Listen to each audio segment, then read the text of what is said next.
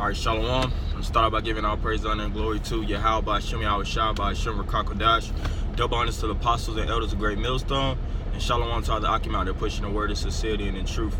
That's the brother Barzal from Great Millstone, Atlanta. Here, I just got a quick lesson going into if you believed, you wouldn't have stopped. And that's for a lot of guys that come into this truth. They come in, actually come into the knowledge of Yahweh by Hashem, Yahweh Shai. They understand the truth in its fullness. They understand that there's a kingdom that Yahweh Shai has prepared for us, that the labors and tribulations he went through was all for the sake of the elect actually being redeemed out of this captivity, this last captivity. They know all the breakdowns. They understand everything that's to come, such as the temptations and the trials of sufferings. But a lot of men still fall. And the reason why a lot of you guys fell off is because you guys stopped believing, man. You know, certain guys that were previous camp heads, certain men that were, heard the truth back in 1 West, heard the truth all the way back then. You know, all you guys, you lost faith, man. No matter how much knowledge that you presented on the highways and byways, how many precepts you brought out, at the end of the day, each and every one of you individuals fell short because of your lack of faith. And the scriptures speak about that. Of course, I don't have my sword, but it tells you that in Luke 9:62, any man having put his hand to the plow and looking back, he's not fit, man. The plow represents the work. We're all fellow laborers. All right, we're yokemen in this thing. So when you put the plow down, you make the work harder for the next man. All right, and that shows you that at the end of the day, you feel like this isn't the fullness of the work, and that, you know, at the end of the day, you're not getting compensation for this work. So a lot of you guys discontinue from the path that the Lord already set you on to follow. All right. It also tells you in 2 Ezra the 7th chapter how this truth is like fire and water. All right. And it's a straight gate. That straight represents the perdition of difficulty. Matthew the 7th chapter. And a lot of men don't want to go through the difficult and the straight gate. They want the easy route. And that's why they all they turn back into the vomit, which is the Babylonian, this Babylonian world, man. They go back to trying to be entrepreneurs. They go back to trying to be businessmen. They want to be so-called political figures. You know, they want to do anything, whether sports, getting in the UFC. They want to spend their time into entertaining anything or everything besides actually laboring for Yahweh by Shema Shah. And like I said, it all goes back to you guys actually losing the spirit of Yahweh by Shema Shah. You stopped enduring. You seen the prophecies didn't fall when you believed, because a lot of guys really fell off in the year 2000. They thought that the year 2000 was going to be the end of the society, but a lot of prophecies still awaited, you know. And those guys, through their lack of hungriness, so to speak, you know, and their lack of endurance, a lot of those guys fell off. So, you know, at the end of the day, you have to continue and you have to strive for the mastery unto death, man. You know, we don't know how this thing is going to go down. Just like during the time of Acts, James, John, Acts the first chapter, when Yahweh Shai was going through his deliverance, you know, he was interacting with the disciples before he actually got caught up in the chariot. James and John and the disciples, they thought that the kingdom was going to come in that time. They said, is this the time where you're going to restore the kingdom unto Israel? Yahweh Shai was like, nah, man. You know, this isn't the time yet. You know, he said if this was his kingdom, his servants would fight. That wasn't the time for Yahweh Shai to renew or restore the kingdom unto Israel.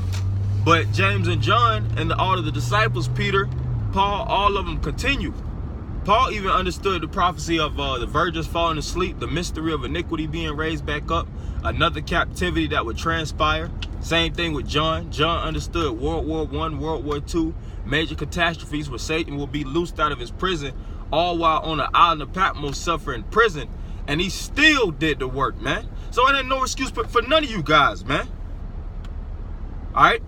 They understood that the kingdom wasn't going to come in their time, but they never put their hand to the plow. So how much more for you guys when the kingdom, through the spirit of Yahweh by Shema Shah to believe, we believe it's coming in this time, man.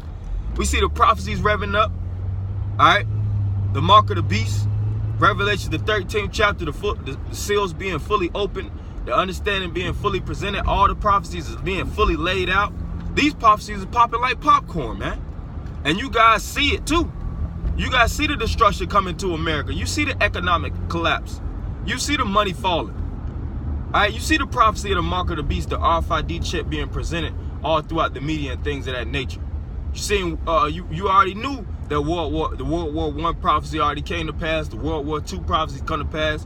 You see these different countries revving up, getting prepared for this third world war, such as Russia and China, and you guys still fell off, man.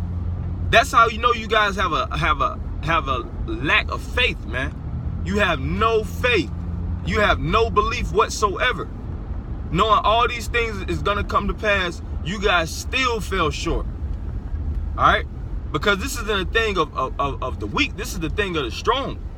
This isn't a thing of the knowledgeable. Just because you're so-called smart and scientific, and you have a lot of understanding in regards to different formats of knowledge, that doesn't mean that you're going to endure to the end. Yahushua requires the ones that's going to endure to the end. It says, better is him with small understanding and fear of the Lord than basically him that with great understanding and transgress of the law thereof. So at the end of the day, you have to endure hardness, as it tells you in 2 Timothy, the 2nd chapter, and the 3rd verse, as a good soldier of Yahushua. And the 4th verse says that no man warreth entangleth himself in the affairs of this life. So you shouldn't be entangled with the things of this life. Why? Because the fashion of this whole earth is soon to fade, man.